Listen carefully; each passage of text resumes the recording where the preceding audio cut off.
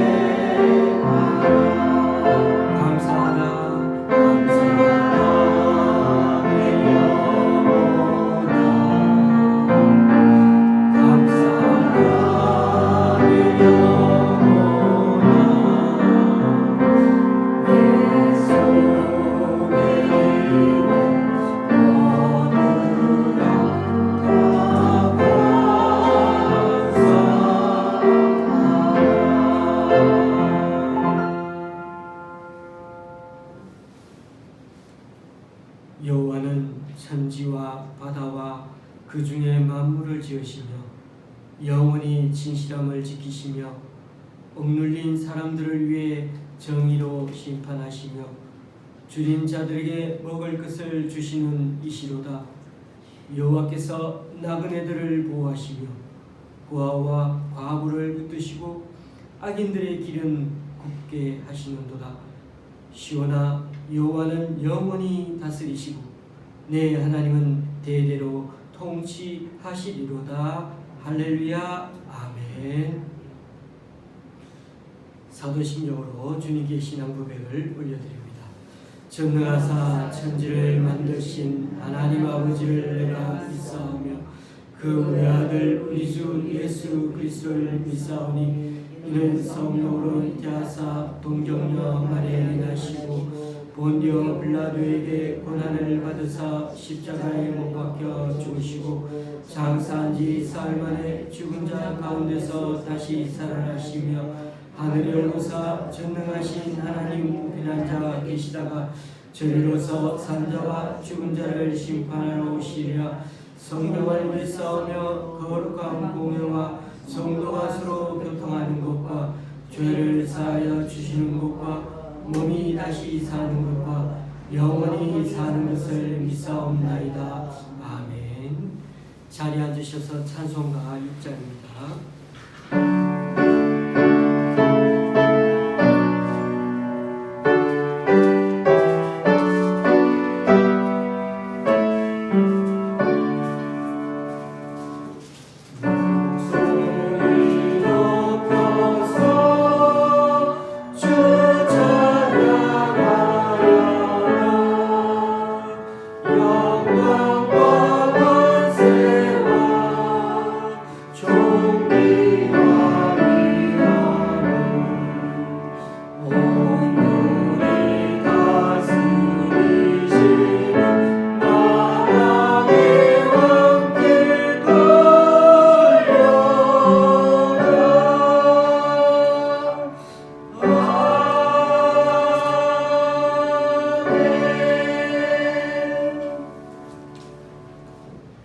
교동문 72번을 다 함께 교독하도록 하시겠습니다. 교동문 72번입니다.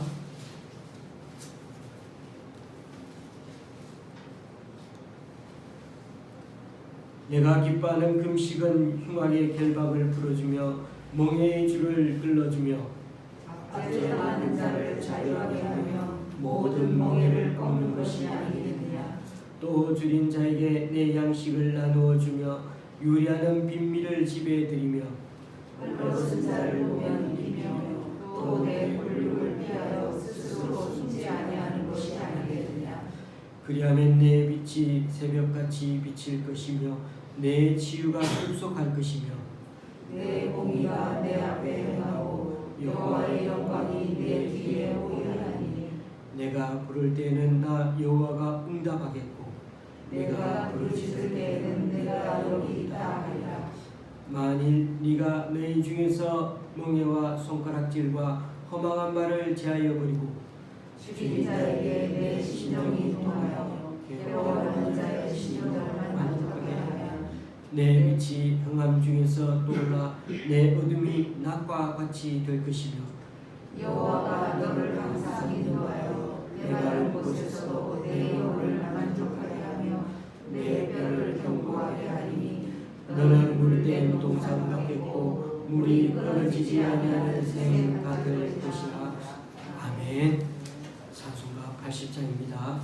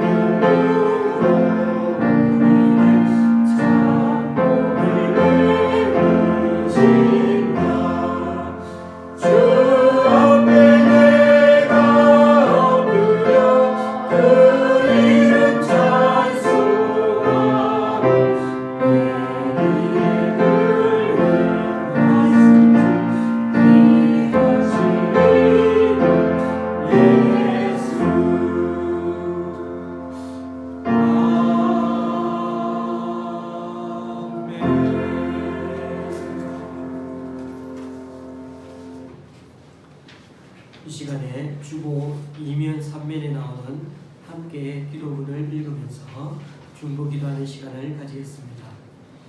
첫 줄을 제가 읽으면 그 다음 줄부터 함께 읽을 때 기도하는 마음으로 임하시면 되겠습니다. 먼저 우리 자신을 살피고서 기도하고자 합니다.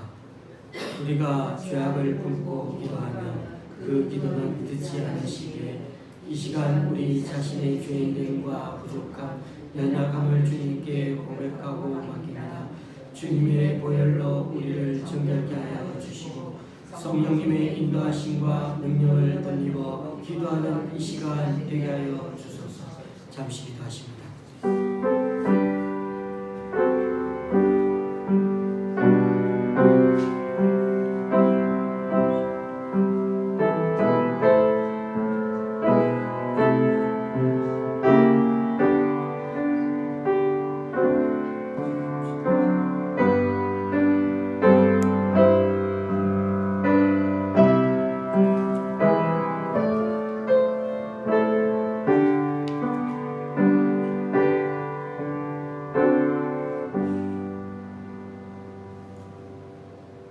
우리 교회와 성도들을 위해 기도합니다.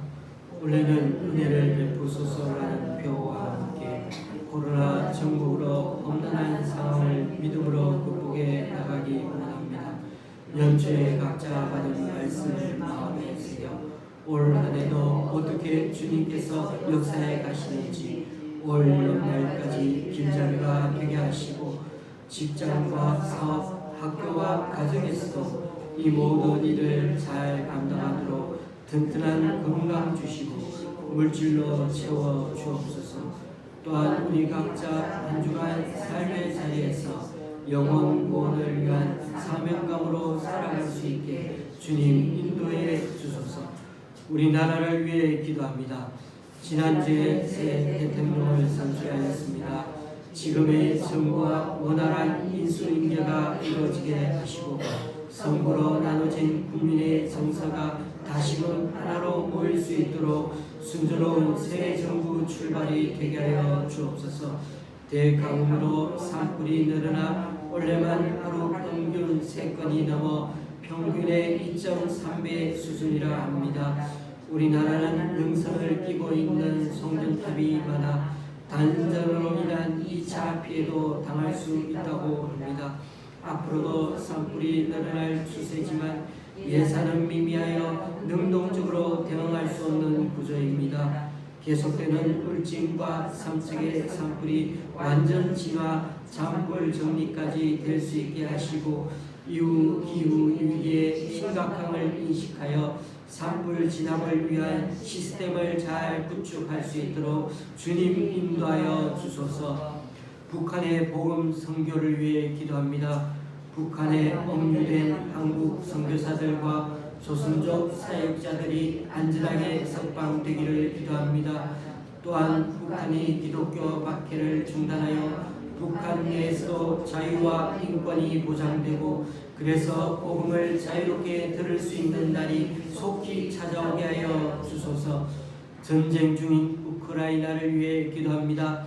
러시아가 우크라이나 침공 18일째를 맞아 수도 키이우를 향해 여전히 진격을 멈추지 않고 있습니다. 무엇보다 피난민 탈출로가 확보되어 민간인들이 공격당하는 일이 없도록 주님께서 도와주시고 푸틴 대통령의 전쟁 의지를 꺾어주셔서 양국 간의 회담이 성립되어 더 이상의 인명피해가 생기지 않도록 하여 주소서. 아프리카 미성년자들을 위해 기도합니다. 서아프리카와 중앙아프리카는 세계에서 소년병 수와 미성년 성폭력 피해자가 가장 많은 지역입니다. 이 지역에서 자행되는 소년병 징집과 아동폭력 등이 근절되어 각국마다 아동인권이 보호되도록 주님 도와주소서. 기아에 허덕이는 사람들을 위해 기도합니다. 유엔 세계 식량 계획은 지난해 기아에 처한 수가 300만 명 증가하여 4,500만 명이라고 합니다. 여전히 굶주리는 사람들이 많은 세상에 국제기구와 선진국 및 인도주의 단체의 적극적인 지원으로 해결되게 하시고 우리 또한 이타적인 선행을 하며 살아가는 자가 되게 하소서. 아프가니스탄을 위해 기도합니다. 지난해 8월 말 일군이 철수한 이래로 탈레반 독재 정부가 들어선 아프가니스탄에서 2,000여 개의 의료시설이 폐쇄되면서 의료 시스템이 무너지고 있습니다. 정부가 국민의 바람에 귀 기울여 의료 체계를 가동하게 하시고 국제사회도 인도주의적 차원에서 지원할 수 있는 여건이 마련되게 하소서. 통제와 감시를 강화하는 중국을 위해 기도합니다. 중국을 비롯한 여러 국가가 인공지능, 안면인식 등 과학기술을 바탕으로 데이터 통제와 감시를 강화하고 있습니다. 현대의 새로운 개념인 디지털 독재가 확산되지 않고 국민의 자유와 인권을 보장하는 작은 정부로 거듭나게 하소서. 이 시간 우리 자신의 기도 제목 갖고 각자 잠시 기도하시겠습니다. 하나님 아버지, 오늘도 주님의 가운데서 도와주시니까 감사합니다. 오늘도 주님의 그 사랑과 우리 각자 기도하는 하나님 들어주시고 응답하여 주시고 오늘도 주님 앞에 나온 모든 분들에게 우리의 놀라우신 하나님을 안다고 도를 귀한 시간을 주시고 성령님께서 친히 그려주셔서 오늘 말씀하시는 오늘 경험하는 시간을 붙들어 주시옵소서. 오늘 주님의 함께 해주시니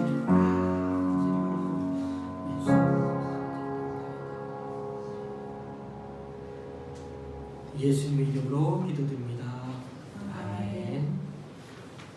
오늘 우리에게 주시는 하나님의 말씀은 레위기 8장 6절에서 17절까지입니다. 레위기 8장 6절에서 17절까지입니다. 제가 가지고 있는 구약 성경은 155절입니다.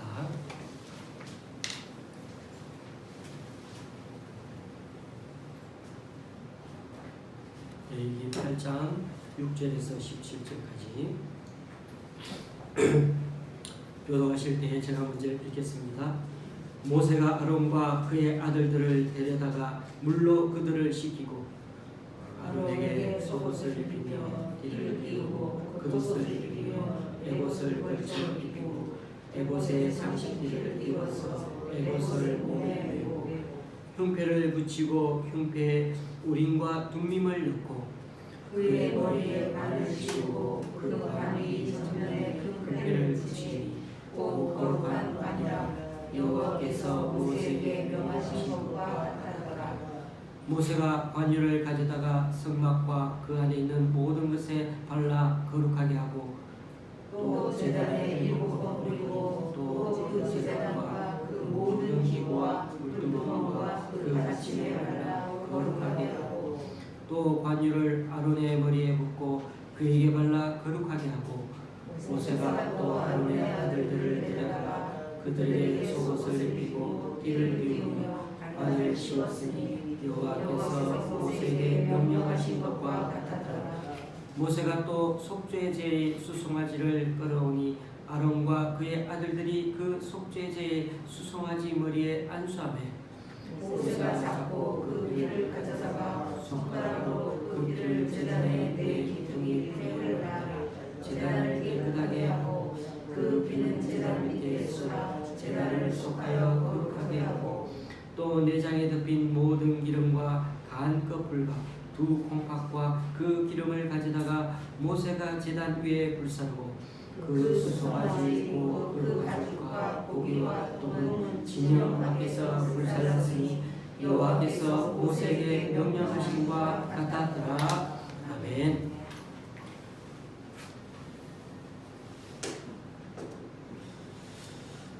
레위기에 있어서 가장 중심축이 되는 장은 16장입니다. 16장은 대속죄일에 관한 내용인데 지금 현재 이스라엘에서도 1년의 가장 큰 명절로 삼고 있습니다. 그들은 예수님을 믿지는 않지만 우리는 이 대속죄일이야말로 예수님의 속죄 사역을 가리키는 아주 중요한 기념일이라고 우리는 믿고 있습니다. 그래서 16장을 축을해서 앞부분에 제사와 제사장, 정결법이 나오는 것처럼 16장 이후 뒷부분에서도 18장부터 성결법, 제사장, 제사에 관한 규정들이 나옵니다. 그러므로 이 16장, 17장을 기점으로 전반부에는 4가지 이야기만 기억하면 됩니다. 나중에 18장 이후의 부분들은 또다시 8월달에 보도록 하면 되죠. 그래서 이 전반부 1장에서 7장까지는 5대 제사, 첫 번째가 5대 제사, 그리고 제사장 위임, 그리고 정결법, 대속죄, 이렇게 4가지를 기억하면 될 것 같습니다. 그래서 5대 제사는 7장에서 끝나고 마치고 오늘 8장에서 10장까지가 제사장과 관련된 이야기가 나옵니다. 오늘 본문은 그 중에서도 위임식 장면이 나옵니다. 아론의 대제사장 위임과 그의 아들 4명의 제사장 위임식이 거행되는 그 모습을 보여주고 있습니다. 그런데 그 예식이 일주일간 계속 진행됩니다. 이 예식은 출애굽기 29장에서 시내산 위에서 모세에게 명령하셨던 그 하나님의 명령을 시내산에 내려와서 그대로 시행하는 장면으로 보면 될 것 같습니다.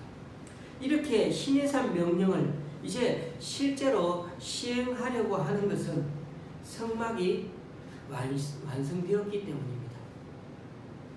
모세는 이 위임 예식의 집례자로서 모든 과정을 총괄 지휘하는 역할을 하고 있는데, 어떻게 보면 하나님의 대리자로 와서 아론과 아론의 아들들 앞에 서 있는 것과 마찬가지입니다.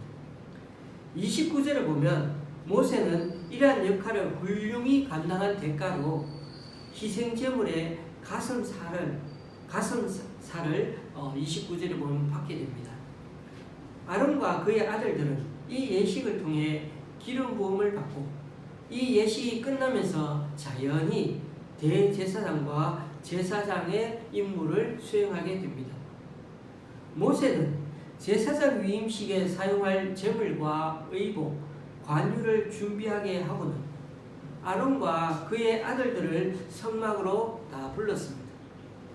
3절 4절에 보면 이스라엘 온 회중이 이 위임식을 참여하는 마음으로 회막문에 모였다고 그렇게 되어 있습니다만은 상상해 보십시오. 200만 명이나 되는 사람들이 이 자그마한 문 앞에 다 모일 수는 없는 거 아니겠습니까? 그래서 이런 표현이 나오면 그냥 그들을 대표하는 각 지파의 족장들과 장로들이 그 자리에 모여 있다고 이해하시면 될 것 같습니다. 아론과 그 4명의 아들들은 예식에 참여하기 위해 목욕 재개하고 의복을 갖춥니다. 대제사장인 아론은 제사장들과는 달리 몇 가지 더 입고 착용할 게 있습니다. 먼저 에봇을 입습니다. 에봇은 이 팔 부분이 없는 조끼 같은데 앞치마처럼 이렇게 무릎까지 내려오는 옷입니다. 에봇 위에는 이렇게 이 정도 되는 흉패를 이 가슴 쪽으로 이렇게 묶는 네모 반듯한 그런 모양의 패를 흉패라고 합니다. 그 흉패 속에는 하나님의 뜻을 묻는 데 사용하는 우림과 둠밈이라는 것을 그 흉패 속에 넣어둡니다. 또 아론은 머리에다가 터보 모양의 흰 세마포 모자를 썼습니다. 그 관 앞면에 순금으로 만든 패를 붙였습니다. 전에는 이 글씨를 개역 성경에서는 여호와께 성결이라고 쓰여 있다고 했는데 오늘 말씀 9절에 보니까 이제 번역이 바뀌어서 거룩한 관이라고 적어 놓았다고 합니다. 그러나 히브리어는 똑같은 말이죠. 히브리어는 코데시 라이호가 하나님 앞에서 성결이라는 뜻입니다. 그러니까 아론의 아들들은 일반 제사장 의복을 입었지만 대제사장인 아론만은 에봇과 흉패, 우림과 둠밈, 글씨패 같은 것들을 착용한 것이 다릅니다. 이렇게 의복을 다 착용한 후에는 다음 절차로 관유를 붓는 의식을 행합니다. 쉽게 말해서 기름을 바릅니다. 성막과 제단에 있는 모든 기구와 시설물에 기름을 바르는데 이 작업이 곧 거룩하게 하는 작업인 것입니다. 12절에 보면 대제사장 아론의 몸에도 바르고 그 머리에도 기름을 붓습니다. 이렇게 기름을 바르고 붓는 절차가 끝나면 그 다음에는요, 제사를 지냅니다. 제사는 3번 드리는데 수송아지로 속죄제를 드리고 그리고 이어서 순양으로 번제를 드리고 그리고 3번째는 또 다른 순양으로 화목제를 드릴 때 소제를 곁들여 함께 드립니다. 그러니까 속죄제, 번제, 화목제. 아주 세심한 제사 방법은 여기서 말씀드리지 않겠습니다. 이렇게 하면은 위임식이 다 끝나고 하루가 지나갑니다. 그런데 제사장 위임식은 하루만 하는 게 아니라 7일간 계속됩니다. 33절에 보면 이들은 7일 동안 성막을 벗어나면 안 됩니다. 잠도 그 안에서 자야 했습니다. 그러니까 이들은 7일 동안 매일 똑같은 제사장 위임식을 7번 반복적으로 해야 한다는 것입니다. 왜 7번이나 반복해야 했을까요? 저도 모릅니다. 다만 성경에는 숫자가 때로 중요한 의미를 가지지 않습니까? 7은 이스라엘에서는 완전수입니다. 이들은 지금 처음 제사장직 위임식을 거행하고 있습니다. 어디서든지 처음이 참 중요하죠. 이스라엘 백성들이 처음으로 가나안 땅에 들어와서 제일 처음으로 전쟁을 치른 곳이 여리고성 전투입니다. 그때 하나님은 여리고성을 7일 동안 돌라고 하셨습니다. 매일 하루에 한 바퀴씩. 그러나 7일째 되는 날에는 7바퀴를 돌라고 하셨습니다. 여러분, 거기에 무슨 깊은 의미가 있었을까요? 저는 그게 별로 중요한 뜻이 없다고 생각됩니다. 그냥 7이 중요하다고 보여준 거죠. 하루에 한 바퀴씩, 그리고 7일째 되는 날 7바퀴 돌면 성이 자동으로 무너질까요? 아닙니다. 하나님의 명령대로 하니까 하나님이 7째 날 7번 도니까 무너뜨리신 겁니다. 하나님이 무너뜨리신 거죠. 그래서 오늘 이 위임식에서 무엇보다도 중요한 것은 7이라는 숫자가 아니라 모세와 아론과 그의 아들들이 하나님이 명하신 대로 다 행했다는 것입니다. 모세는 제사장 위임식에 사용할 제물과 의복과 그리고 관유, 또 무교병 한 광주리를 준비하고 아론과 그의 아들들과 백성을 회막문에 모으라는 명령을 다 그대로 행했습니다. 아론과 그의 아들들에게 제사장의 의복을 입히고 관을 씌우는 것 역시 하나님이 명하신 대로 했습니다. 관유를 성막과 제단을 비롯한 그 안에 있는 모든 것들에게 발라 거룩하게 하였고 아론의 머리에 붓고 발라 거룩하게 하였는데 이것 또한 하나님이 명령하신 것과 똑같이 시행하였던 것입니다. 그리고 위임식에서 거행되었던 3가지 제사인 속죄제와 번제, 화목제 역시 하나님이 명령하신 그대로 다 행했습니다. 모세는 이처럼 하나님이 그에게 명령하신 6가지 모두를 조금 더 거스르지 않고 정확하게 그대로 순종했습니다. 마지막으로 아론과 그의 아들들 역시 7주야를 회막문에 머물면서 모세를 통하여 여호와께서 지키라고 명령하신 그 모든 것을 준행했다고 36절에 기록하고 있습니다. 이처럼 7일간 계속되었던 제사장 위임식은 시내산 위에서의 하나님 명령이 시내산 아래서의 명령 성취로 그대로 이루어지고 있습니다. 모세와 아론과 그의 아들들에게 명령하신 하나님의 모든 명령은 그대로 이루어졌습니다. 명령하신 대로 행했다는 말이 8장에만 찾아보시면 11번이나 나옵니다. 그런 점에서 8장의 제사장 위임식에서 핵심 단어는 하나님 명령입니다. 모세는 하나님 명령을 조금 더 거스르지 않고 그대로 시행하였던 것입니다. 이것이 하나님의 명령을 받은 자들의 자세입니다. 조금 더 더하거나 빼지 않고 그대로 순종하는 것입니다. 오늘날 그리스도인들에게는 하나님으로부터 주어진 명령이 있습니다. 오늘 여기 8장에 나오는 위임식대로 그렇게 하라는 것이 아닙니다. 그 명령은 시내산에 있는 이스라엘 백성들에게 유효한 명령이었습니다.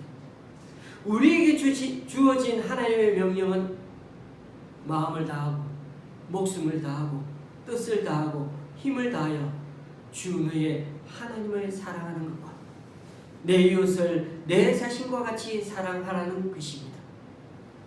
예수님은 이것보다 더 큰 계명은 없다고 아주 강력하게 힘주어 말씀하셨습니다. 따라서 우리 그리스도인은 마음과 목숨과 뜻과 힘을 다하여 하나님을 사랑해야 합니다. 하나님을 사랑하는 것에 나의 모든 것을 다해서 사랑해야 합니다. 또한 나의 이웃을 내 몸만큼 사랑해야 합니다. 이 두 가지는 하나님의 명령이니 조금 더 거스르지 않고 그대로 시행해야 합니다. 이것이 그리스도인에게 주어진 삶의 방향이요 목표입니다. 교우님들, 제가 재미있을 법한 퀴즈 하나를 내겠습니다. 재미없어도 할 수 없고요. 바다에 배 한 척이 침몰 위기에 있습니다. 그래서 주변 배들에게 막 SOS를 쳤습니다. 구조 신호를 받고 큰 배가 근처에 도착했습니다. 이제 작은 배의 사람들을 구해내야 하는데 침몰하기 전에 빨리 구해내야 합니다. 시간이 별로 없습니다. 가라앉아가는 그 작은 배에는 마침 3사람이 타고 있었습니다. 그런데 사람을 구해내는데 제약이 있습니다. 한꺼번에 구해내지는 못하고 한 사람씩 차례로 구해내야 한다는 것입니다. 그럴 때 여러분은 어떤 사람부터 구하시겠습니까? 순서를 한번 매겨보십시오. 한 사람은 교회 안 다니는 임산부입니다. 다른 한 사람은 앞날이 창창한 젊은 무당입니다. 나머지 한 사람은 나이 지긋한 인자한 목사님입니다. 교회 안 다니는 임산부, 앞날이 창창한 젊은 무당, 나이 지긋한 인자한 목사님. 빨리 안 구하면은, 그 다음 순으로 구하다 보면은 빠질 수도 있고 배가 가라앉을 수도 있습니다. 어쨌든 순서를 매겨서 구해야 합니다. 제 딸에게 이 질문을 했더니 임산부, 나이 많은 목사님, 젊은 무당 순이라고 대답했습니다. 제가 왜 그렇지? 그러니까 전철이나 버스 탈 때 순서하냐? 그 얘기하더라고요. 임산부 먼저, 노약자 먼저, 무당은 젊으니까 물에 빠져도 빨리 수영할 수 있다는 거죠. 사실 저는 좀 다르게 생각했거든요. 임산부, 젊은 무당, 마지막에 목사님. 교회 다니는 거와 안 다니는 거 관계없이 임산부는 배려해야 되지 않겠습니까? 오히려 안 믿는 사람들 더 배려해 주어야 합니다. 그래서 예수님 믿으면 좋은 거죠. 그 다음이 왜 목사님이 아니고 젊은 무당이냐고요? 목사님 그래도 천국 가시잖아요. 그런데 젊은 무당은 아직 남은 인생이 있으니까 그래도 하나님 찾을 수 있는 기회를 주어야 하지 않겠습니까? 이게 제가 생각했던 답이었습니다. 물론 다른 답도 가능합니다. 여기서 중요한 것은 그리스도인다운 목적의식과 방향을 가지고 인생을 살자는 것입니다. 하나님은 이집트에서 노예같이 고생하며 삶의 자유가 없는 인생을 사는 이스라엘 백성들을 구해내셨으면 시내산에서 당신의 백성으로 삼으시고 언약을 체결하셨습니다. 세계가 다 내게 속하였나니 너희가 내 말을 잘 듣고 내 언약을 지키면 너희는 모든 민족 중에서 내 소유가 되겠고 너희가 내게 대하여 제사장 나라가 되며 거룩한 백성이 되리라. 하나님은 우리를 교회 잘 다니는 사람이 되라고 부르신 게 아니라 하나님의 백성답게 거룩하게 인생을 살아가라고 부르셨습니다. 물론 교회 열심히 잘 다녀야 합니다. 혹 제 말을 오해하시면 안 됩니다. 최고의 최종 목표를 말씀드리는 겁니다. 그런데 우리는 교회만 잘 다니는 게 아니라 삶으로의 부르심도 있다는 것을 말씀드리고자 하는 것입니다. 그래서 사도 베드로는 이 출애굽기 19장 말씀을 다시금 인용하면서 너희는 택하신 족속이요 왕같은 제사장들이요 거룩한 나라요 그의 소유가 된 백성이니까 너를 어두운 죄악 가운데 살던 데서 불러내어서 생명의 빛을 보게 하신 그 주님의 아름다운 덕을 업적을 널리 복음을 알리면서 인생을 살아가라고 하셨습니다. 여러분, 하나님의 복음을 전할 때 말로 전하고 또 삶으로도 전해야 합니다. 그러니까 삶을 일부러 보여주려고 하지 말고 우리가 복음대로 말씀대로 살아가면 우리가 서로 사랑하면서 살아가면 그러면 사람들이 우리가 예수님 제자인 줄 안다고 하셨죠. 그런 점에서 우리가 하루하루 살아가는 게 곧 하나님께 드리는 영적 예배인 것입니다. 그래서 우리 몸을 우리 마음을 다른 데 안 빼앗기고 다른 데 한눈 안 팔고 하나님이 기뻐하시는 거룩한 산 제물로 드려야 하는 것입니다. 그래서 이 세상을 본받으면 안 되는 것입니다. 늘 주님 말씀을 우리 속에 담고 있어야 늘 주님께 기도하는 심정으로 살아야 우리 마음을 지킬 수가 있습니다. 그래야 선택의 기로에 서게 될 때 하나님의 선하시고 기뻐하시고 온전하신 뜻이 무엇인지 분별할 수가 있는 것입니다. 오늘 말씀에 아론 집안의 제사장 위임식이 우리와 무슨 관계가 있는가 이런 생각이 들 수도 있습니다. 아론의 대제사장직은 아무나 할 수 없죠. 16장에 나오는 대속죄일에 지성소에 들어갈 수 있는 사람은 대제사장 한 사람밖에 없습니다. 그 대제사장도 1년에 딱 한 분 들어갈 수가 있습니다. 이 대속죄일은 이스라엘 자손의 모든 죄를 1년에 한 번 속죄하는 날인 것입니다. 그런데 이제는 우리에게 큰 대제사장이 계십니다. 이제는 긍휼하심을 받고 때를 따라 돕는 은혜를 얻고 싶으면 1년에 한 번만 아니라 언제든지 지성소 하나님 보호자 앞에 나아갈 수 있게 되었다는 것입니다. 주님을 찾을 수 있고 주님께 아뢰 수가 있다는 것입니다. 우리의 큰 대제사장 예수님 때문에요. 성전하신 분 곧 하나님의 아들 예수 그리스도 때문에. 그리고 여기서 그치지 않고 주님은 우리를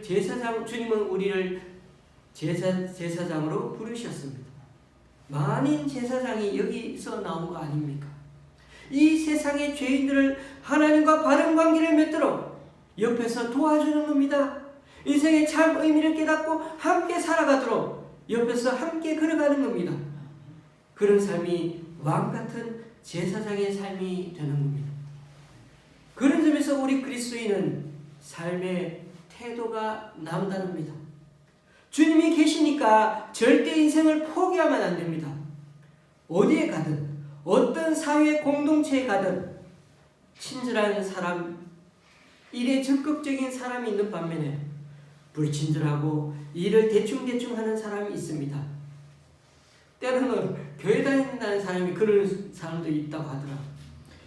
우리는 어디에 가든 무슨 일을 하든 삶의 의욕을 갖고 적극적으로 살 수 있기를 바랍니다. 왜요? 우리 그리스도인은 저 하늘에 분명한 소망이 있기 때문에 삶의 태도가 남다르거든요. 지금부터 500년 전에 종교개혁가 ዣ 깔뱅이라는 분은 직업 소명서를 외쳤습니다. 이 세상에서 살고 있는 세속 직업도 하나님의 뜻에 따라 부름받은 자리라는 겁니다. 그런 점에서 직업에 따라 우열을 매기지 말고 우리 개인에게 주어진 그 직업에 무엇보다 충실하게 소명 다해 살아야 한다고 얘기했습니다. 세상에서 얻는 그 부유함이 무조건 잘못된 것이 아니라 정직하고 열심히 벌어서 주님의 뜻에 맞게 사용한다면 그것 또한 주님의 명령인 이웃 사랑을 실천하는 좋은 수단이 될 수 있는 것입니다.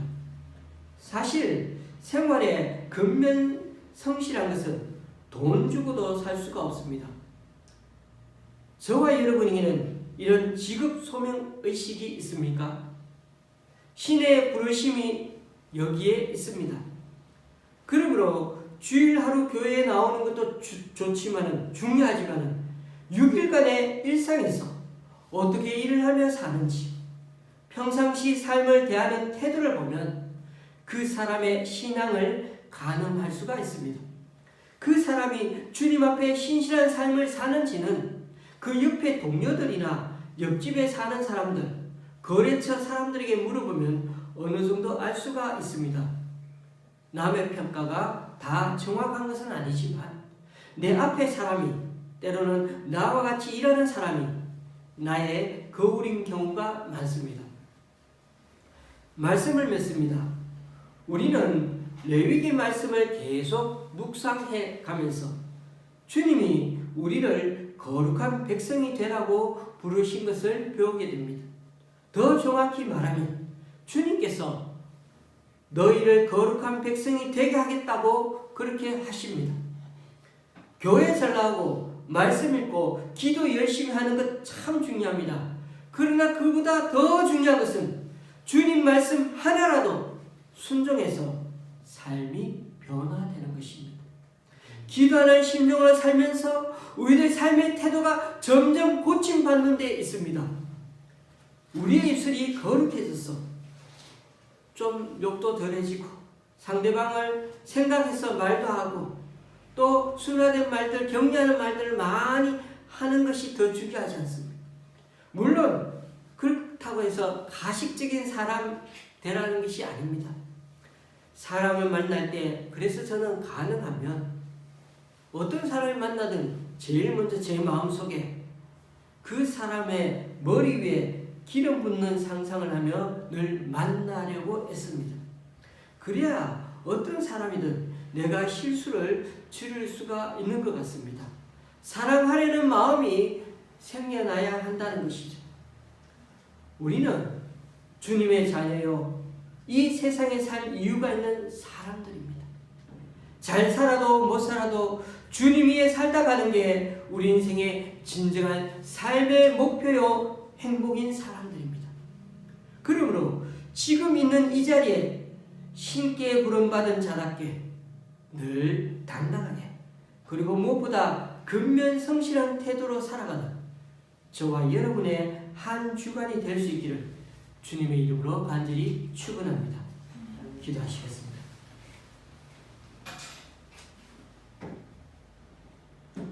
주님, 오늘 말씀에 제사장 위임식처럼 우리 또한 주님 앞에 부름받은 주님의 명령받은 이 시대의 제사장임을 믿습니다. 지금 우리가 가진 직업 그 자체가, 지금 있는 그 자리가 신께 부름받은 삶의 자리요 소명임을 믿고 빈부귀천 따지지 아니하고 늘 최선을 다하며 늘 근면성실한 태도로 살아가므로 우리의 진정한 인생의 주인 되신 주님을 드러내고 소개하는 우리들 인생이 되게 하여 주시옵소서. 예수님의 이름으로 기도드립니다. 아멘. 찬송가 320장입니다.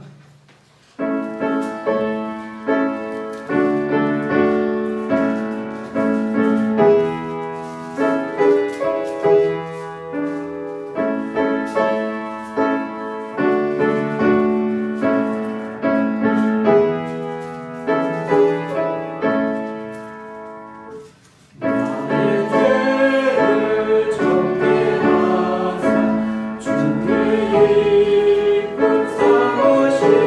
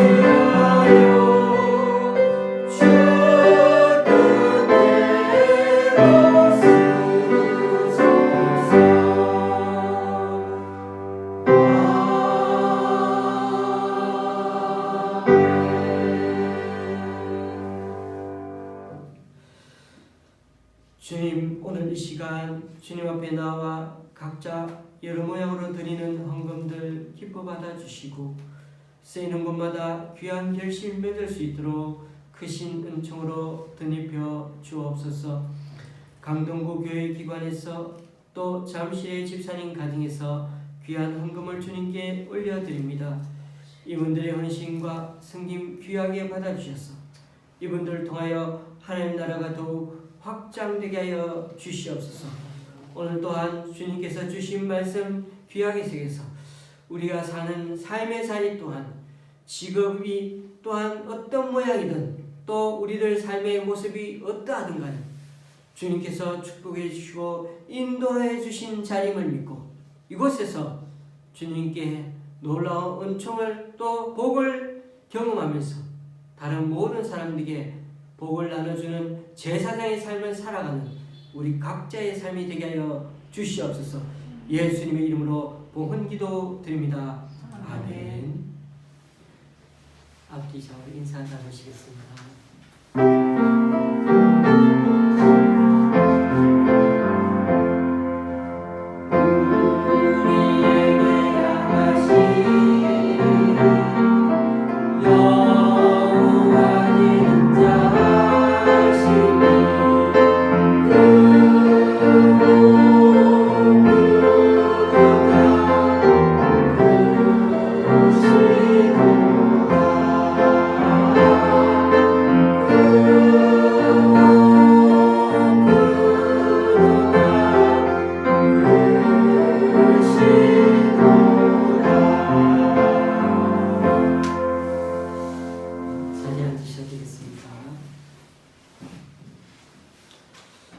어제 확진자 수가 보니까 35만 명이라고 나오더군요.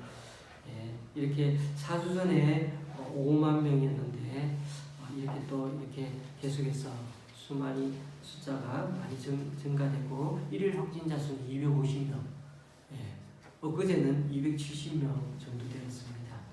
우리 주변에도 여러 사람들이 코로나 확진자가 되는 경우가 점점 많아지고 있습니다. 모두 몸조심해야 될 것 같습니다. 오늘도 예배 후에는 도시락을 받아 가시면 되겠습니다. 특별한 광고 없고 한 주간 또 주님 안에서 늘 강건하시기를 바랍니다. 찬송가 53장입니다.